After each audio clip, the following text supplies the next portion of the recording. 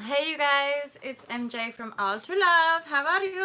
So I want to talk about the evolution of love as new paradigm manifestations continue to be born. Oh my god, I'm literally just having like a weird recall of like this very peculiar meditation slash like trance experience I had obviously within the last 24 hours of like literal birthing like in my awareness. It was actually like it's quite alien like, but you know when like a bird or whatever is like coming through the like the the plasma field of I don't know much about biology and birthing, but like in some creatures you like push yourself out of the egg or the shell, and it's sort of like this like latexy type stuff that you're like popping out of, and I was having that kind of experience during a rather profound meditation yesterday, which in the visceral sense was like a very real like holy shazbot, I'm like moving through, I'm birthing or like rebirthing or something, especially being my age and like not being a mom. I'm like, it's all business related. Anywho, the evolution of love, what I'm getting is like just like potent download of love frequencies and an awareness of how we anchor this love energy into our beingness, and so that we become it, we vibe buried it, we and there's a diligence here that I'm very aware of as far as like keeping our mind focused on the optimal, because let's face it, when we look out into the world, or if we invest ourselves often in mass or just mainstream kind of like normal dominant old paradigm consciousness, if we are like investing in that, it's just too easy to get muddled and swept up in different people's life stew, right? Like what other people are carrying, vibrating, believing, i.e. old paradigm versus new paradigm. What we understand of the new paradigm as well, it is a complete reordering. It's like a complete reversal of the old paradigm of the world is out there, we're all separate from it, therefore we must fear it and thus dominate it, versus I am one with it and it is me, and if there's a whole bunch of fear out there, I'm gonna have to face it, deal with it, and own it, and then transform it. Hey, my skies 5D, thank you for your message. I only just, this AMTV just popped up in my feed, and I find I find there is some tiny tidbits of information which I find intriguing, but I'm not hugely invested. My Sky sent me a message, and I sent one to you about a different channel that's been popping up that I find it just a little bit like fear-mongery, but like there's certain things that I'm like, ooh, that is relevant though for some people, as far as how the mass consciousness field is being programmed to project events, catastrophic ones, obviously, like sort of disastrous ones, fearful ones. So the mainstream media agenda, the imprint is programming, right? So you program the biofield, the consciousness field of a humanity, of a, people in New York or people in blah, or there was he was talking about a show.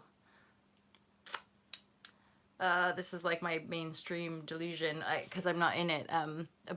It's a it's a thing in America, and it usually happens on a Sunday. It's a big event, and like a sports game, I think. Super Bowl. Super Bowl! That's what it's called. So basically, when you have big national or international events, what happens is that you have it's a hive mind. So you have a large grouping of a mass of consciousness, so just a whole bunch of minds, a hive mind, and then you program it, you imprint it with a vision, a projection, this is an event, this is going to happen.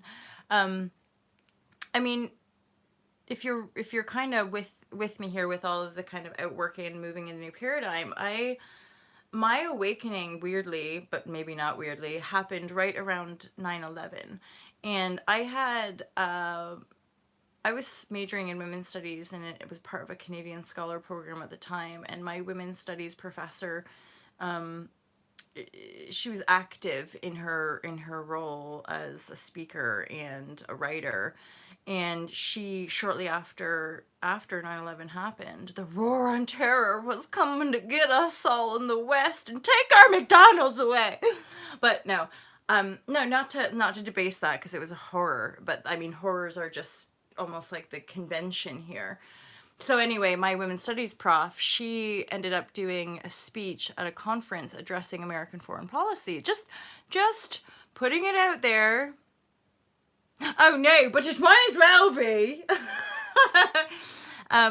Although Rochelle, who's another actually tribe member and also love crew, she sent me this. So when this one runs out, which is very, very soon, look, evolution of love, evolution is weak.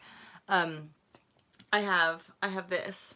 So my women's studies prof does a fairly large North American conference shortly after 9/11, and she's addressing American foreign policy, kind of putting it out there as in, the unity of expression, where she's like, why has this happened?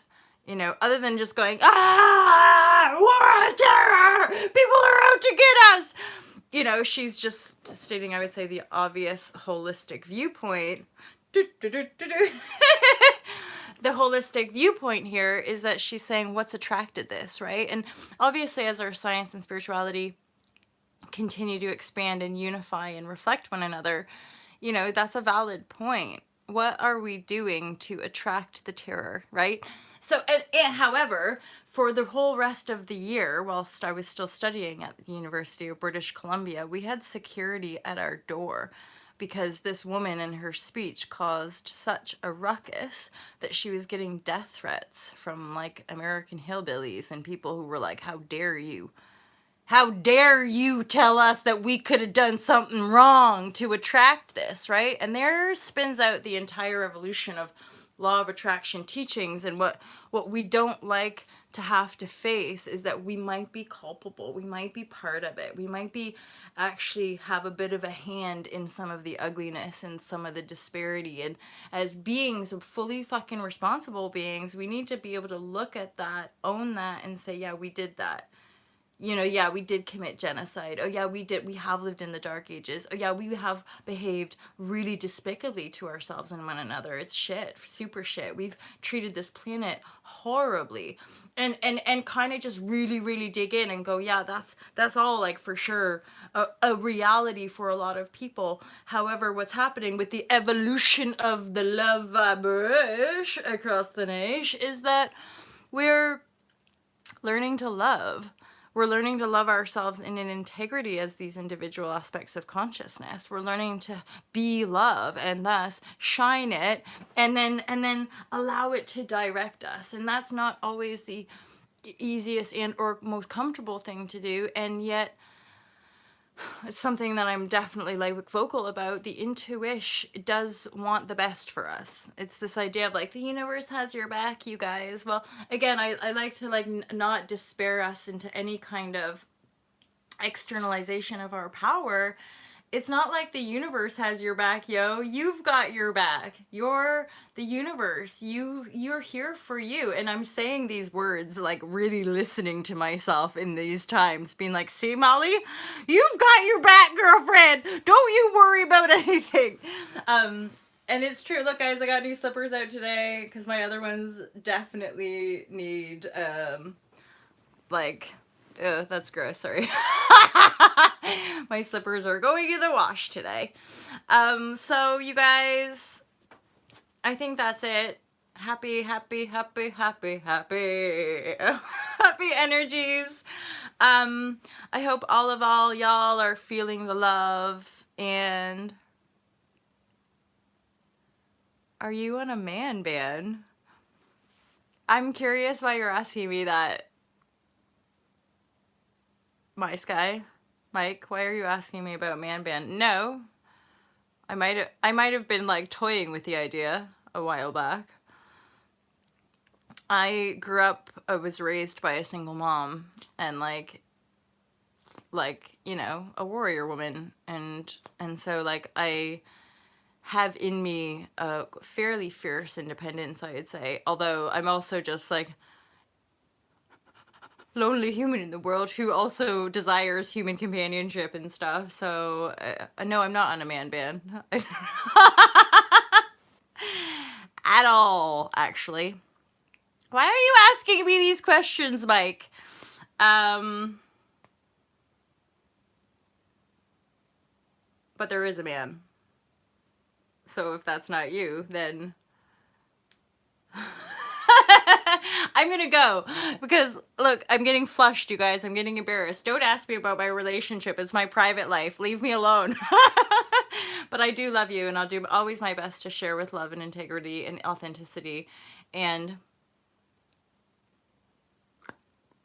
you have a man ban or a, well, yeah, probably because I'm not like putting it out there. I'm not like, yeah.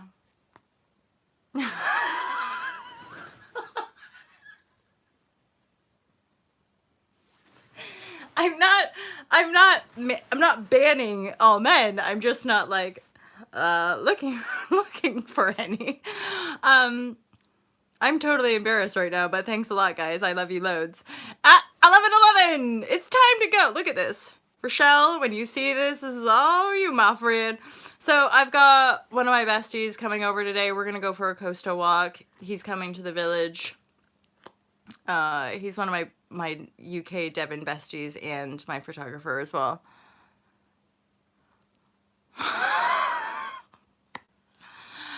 Okay, you guys. This is really funny. Got a little bit awkward and embarrassing, but I will have a good time. Thank you. It's gone more mild. It's not quite so chilly, so I'm quite looking forward to having a lovely coastal walk. Plus, I mapped a route. So that's a good thing for me and my buddy because we can challenge ourselves and go a little bit further, but not like, I don't know if you guys are like wherever the type. So I was always somebody who would like go out for a stroll and get lost and come back like 6 hours later. My mom would be like, where have you been? And I'm like I just get lost, like on San Francisco, India, England, like quite a few continents. I would just wander around and then suddenly be like, oh my God, I have no idea where I am. But then I have the inner dialogue ever since I was traveling as a lone female. I always had the inner set point of I am always safe and I'm never lost. Just for me when I'm traveling. Thank you guys. I appreciate it. I appreciate the heart love vibrashe and the attention. It's nice. I feel awkward though, so I'm just gonna go. Bye. Have a great day. I'm not a man hater. You leave. I'm not a man hater at all. And there isn't an official ban. I just